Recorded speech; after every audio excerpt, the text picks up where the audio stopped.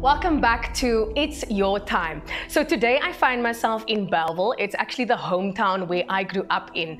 And a few weeks back, I had a very good friend of mine who said to me, you know what, Kia, you need to meet this amazing human being. She is a powerhouse of a woman. She's helping so many people. And guess what? She's doing it with beehives. So the first thing I'm thinking is, oh, my soul, my husband, he hates hojas. First thing he's gonna do when he sees a bee is he's standing up on the table or he's belting for the door.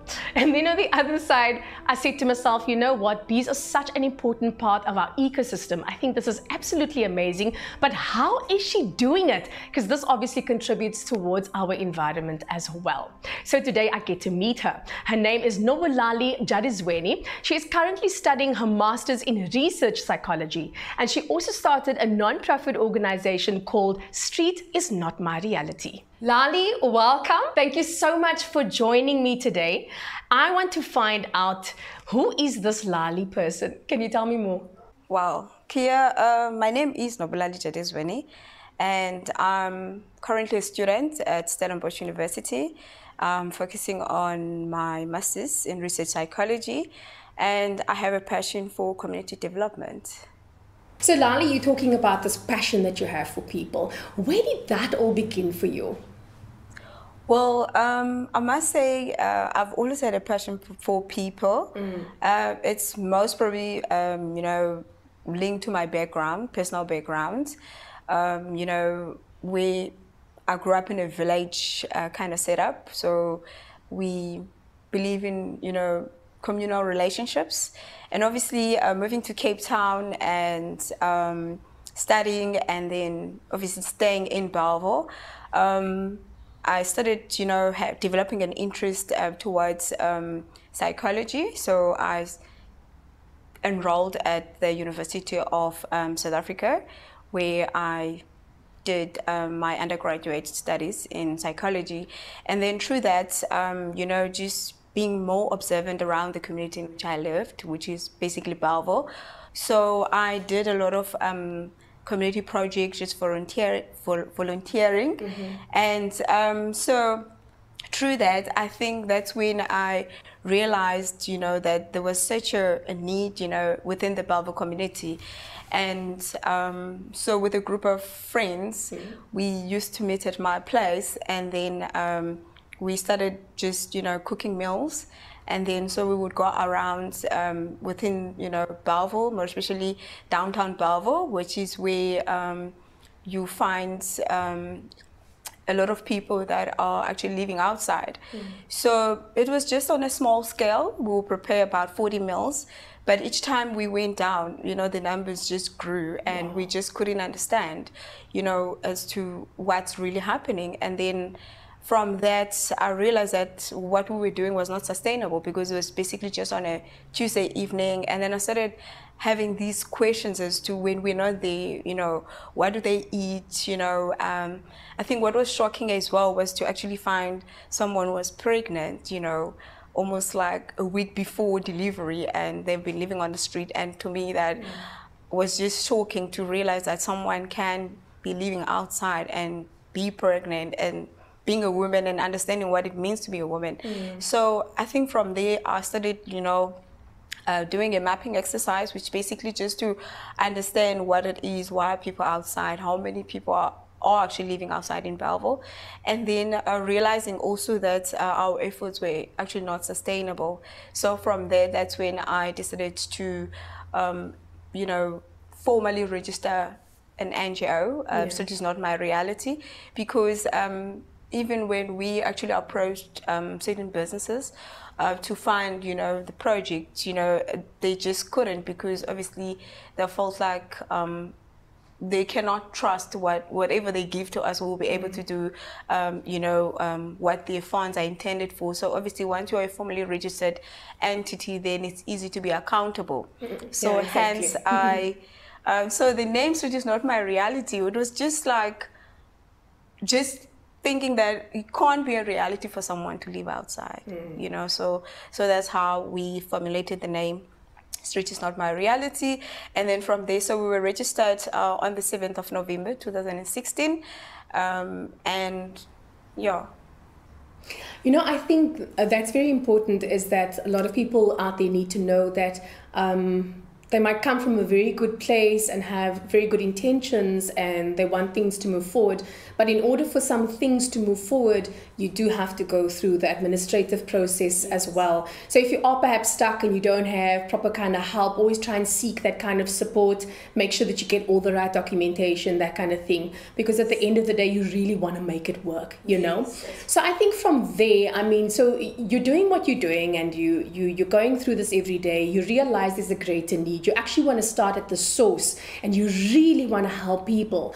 But where did the beehives come from? Because I was like, beehives? I mean, at the moment, we know that we're sitting with a climate crisis situation right now. So I'm a big believer in the environment. Everyone knows that that's sort of like the biggest part of me as well. But why would you then choose beehives? What was it about a beehive? Or did it just come to you by accident? Was it something that fell in your lap? No, not really. So basically, if you working with people that actually, you know, living outside, you realize that they tend to use different strategies to sustain their livelihoods.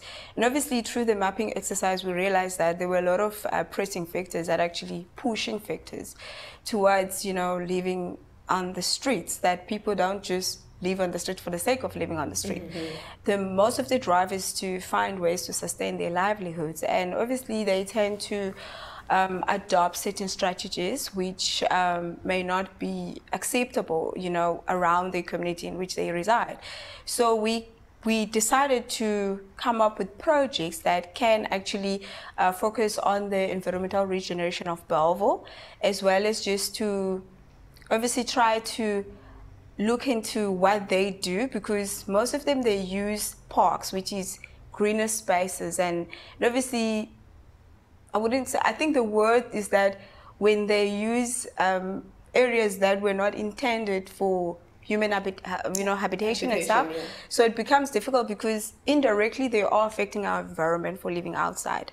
So we had to find a match where, how can we come into the space whereby we don't simply just remove the people or to say you're not allowed to be here, but also to say people need to be educated to understand that the environment is there to give back to us if we actually give back to the environment as well.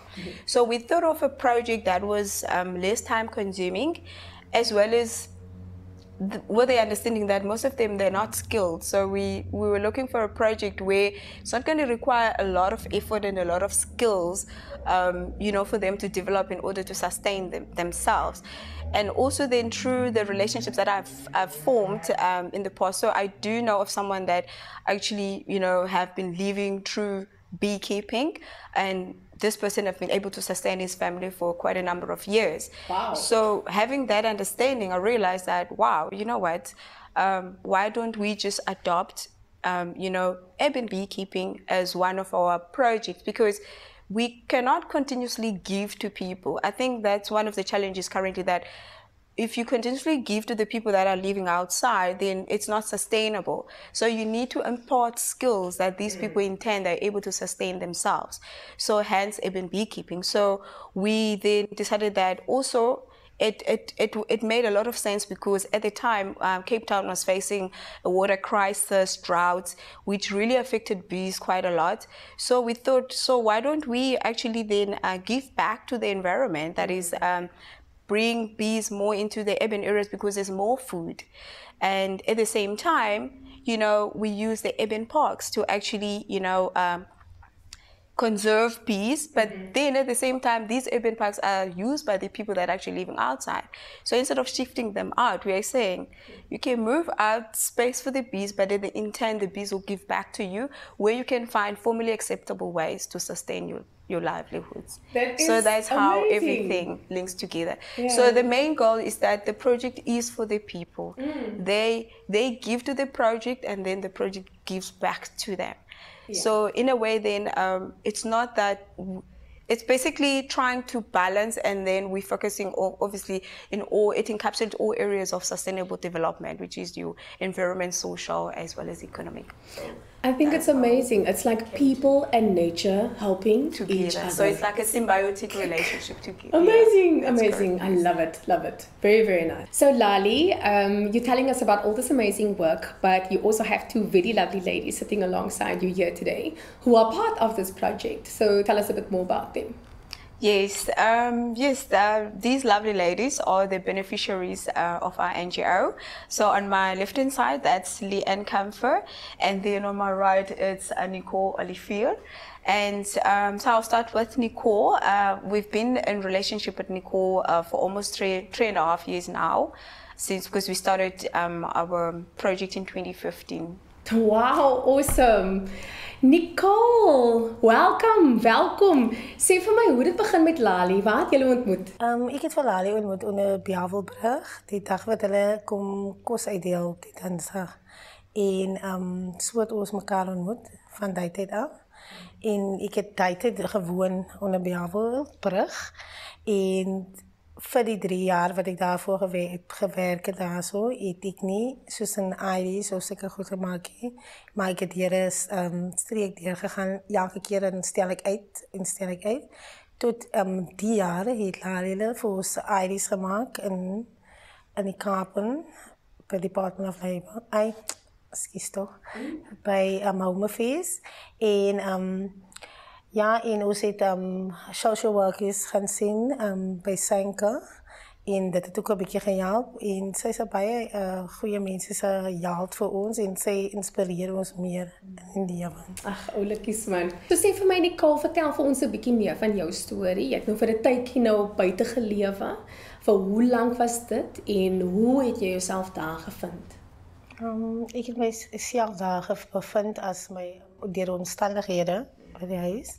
En ek het vir 'n lang tyd buite sê meer as 6 maande het ek gelewe nou is daar buite 6-7 jaar.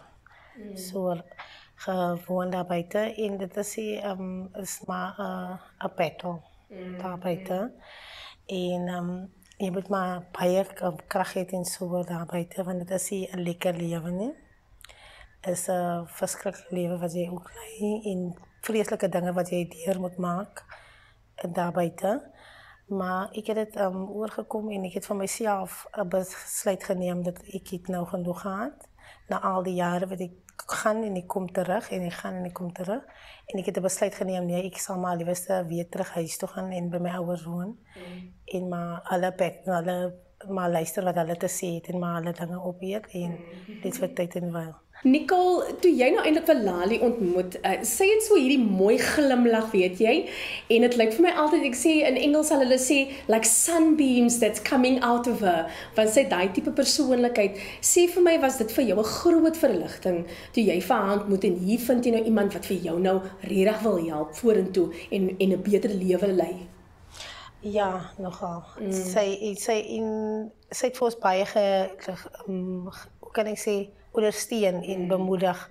Ons het nie soms keer dat ja man, sy kan nie, sy praat maar niet goed, dit sal nie so ver kom nie, maar as jy so, alles vat maar tyd.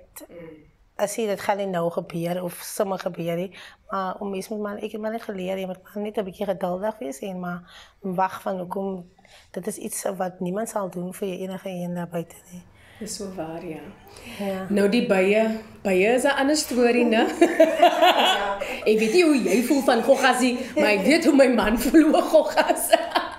Maar nou bye is nou nie goggas nie, maar jy weet wat ek bedoel. Hulle is so klein en hulle gaan die hele dag. Hoe was dit vir jou om nou te leer oor bye en hoe bye werk en wat jy moet doen en Lali sê vir jou kom en jy dink vir jouself, ek weet nie. Die eerste keer nogal wat ons begin het, was ons nog as baie excited. Het was vir my baie exciting because ek het nog nooit so experience gehad in my lewe nie. Wow, ek moet bye because ek het vir my mense gesê by die huis ook van die bye en hulle is like, met bye nee, die bye gaan jou steek. En toe gaan ek nou die eerste keer en dit was nog as 'n groot experience vir die eerste keer om die bye te sien. Het was like wow, because hulle het eers vir ons gesteek, ons het ons goed aangehad wat ons moet aantrek, wat vir die bye vir ons te beskerm. En het was nogals Het was ja, iets goeds geweest om te gaan aan doen.